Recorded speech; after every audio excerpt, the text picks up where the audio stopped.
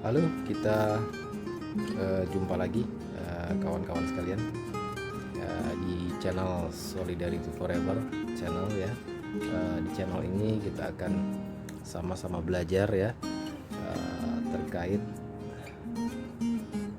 pengetahuan-pengetahuan dasar di dunia industri khususnya dan beberapa pengetahuan yang lain. Mudah-mudahan bisa bermanfaat dan bisa saling koreksi juga jika memang ada penyampaian yang kurang tepat. Silakan komen ya. Oke, pada kesempatan kali ini kita akan coba share pengetahuan terkait industrial cooling tower ya.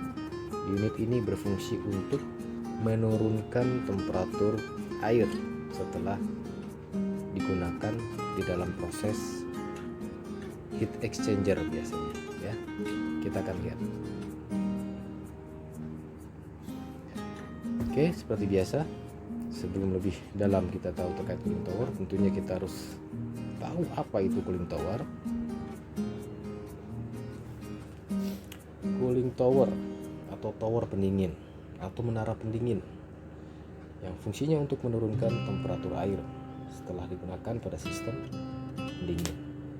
Contohnya bisa oil cooler, air cooler, ataupun yang lainnya.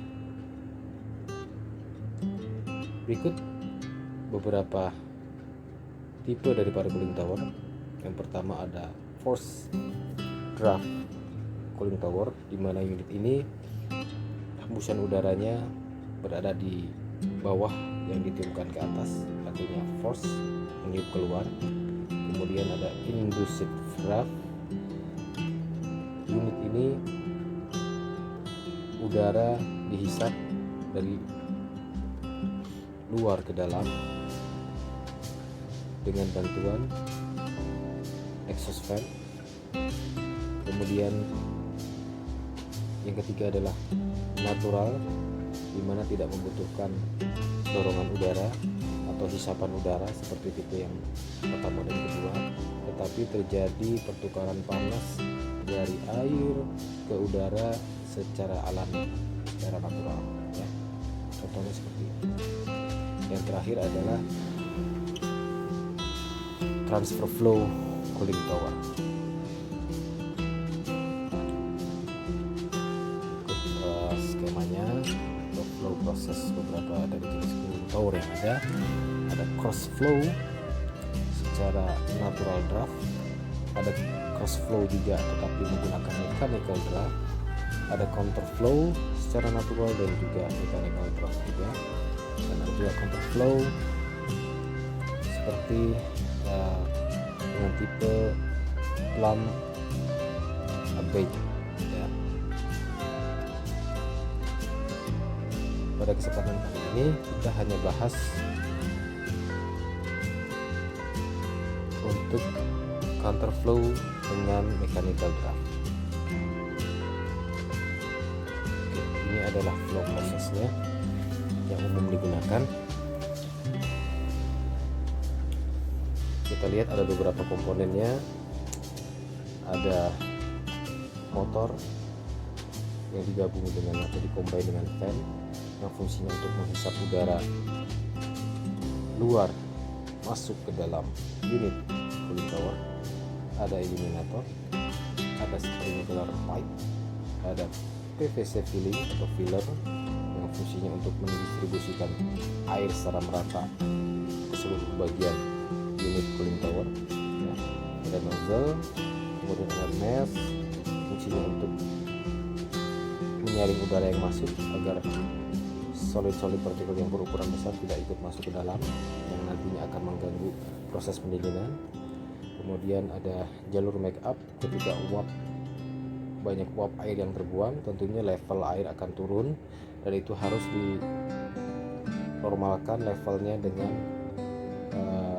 masuknya make up water. Biasanya sebelum masuk dia ada valve yang secara otomatis membuka dan menutup ketika level airnya sudah cukup. Jika memang ada kelebihan, level akan dibuang menuju overflow ya. Kemudian ada bagian sump tank atau reservoir tank untuk menampung air yang sudah mengalami proses pendinginan ya. Jalur outlet ini biasanya dikoneksi dengan pompa agar dapat dihisap dan ditransfer menuju proses selanjutnya ya.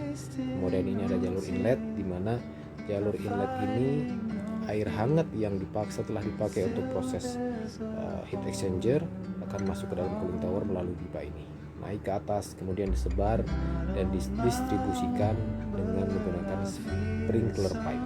Okay. Proses pertama, air hangat masuk ke dalam inlet pipe, kemudian naik ke atas, didistribusikan oleh sprinkler pipe yang dia bisa memutar, mendistribusikan air yang kondisinya sudah hangat ya. Kemudian dia sebar dan turun ke bawah seperti air hujan. Kemudian secara bersamaan fan akan menghisap udara segar dari luar dengan temperatur kurang lebih range-nya 29 sampai dengan 32 derajat ya. Kemudian air hangat yang tadi dihujankan ke bawah akan bertemu dengan udara yang temperaturnya lebih rendah. Bersamaan dengan itu terjadi pertukaran panas dari air yang panas atau hangat, pindah panasnya atau diserap oleh udara dari yang temperaturnya lebih rendah. Otomatis udara tersebut akan lebih hangat ya. Udara yang sudah lebih hangat tadi atau lebih panas tadi akan dihisap dan dibuang keluar oleh exhaust fan ke atmosfer ya. Begitulah seterusnya sehingga dihasilkan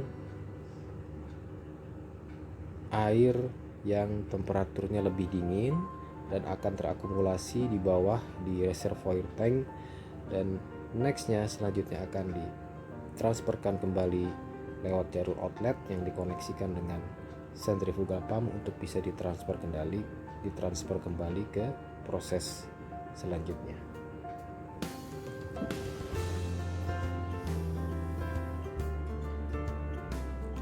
Proses ini akan terus berlangsung selama unit ini dioperasionalkan, dan saat ada penguapan air, level akan otomatis ditambah melalui jalur backup. Oke, next kita akan lihat beberapa komponen utama dari cooling tower. Yang pertama itu adalah ini bagian-bagiannya, ada exhaust motor, fan motor, ada fan-nya ya. Kemudian ada tension bar, FRV casing atau bodinya, ada eliminator, sprinkler, PVC filling atau filler, stand pipe tempat masuknya air yang dari proses pemakaian sebelumnya. Kemudian ada air intake mask dan juga suction tank. Ini adalah komponen utamanya.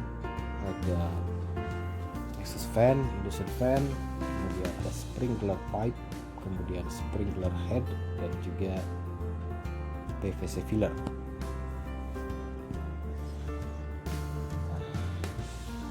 Unit ini sangat simple ya, dan sangat mudah dalam pemeliharaannya. Pertama, untuk harian kita akan lakukan pengecekan tekanan untuk output pompa, pastikan sesuai dengan standar operasional yang ditentukan.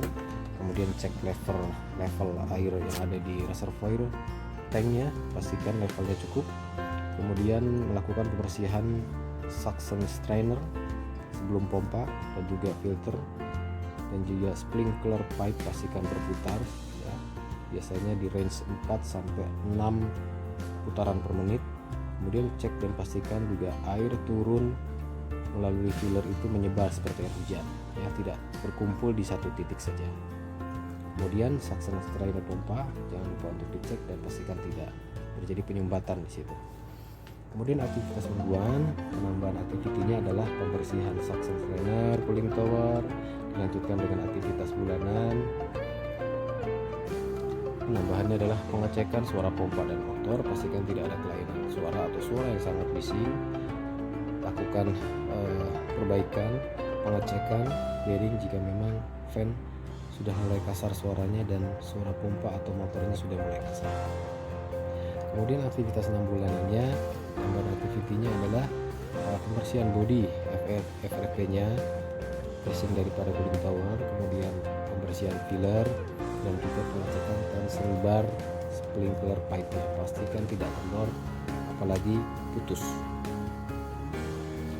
Aktivitas tahunan penambahannya adalah penggantian bearing motor untuk fan-nya ataupun bearing motornya ataupun bearing pompanya jika memang diperlukan. Kita akan ganti bearing kapan, itu bisa dilakukan metode predictive maintenance atau dengan alat bantu vibrasi meter ya.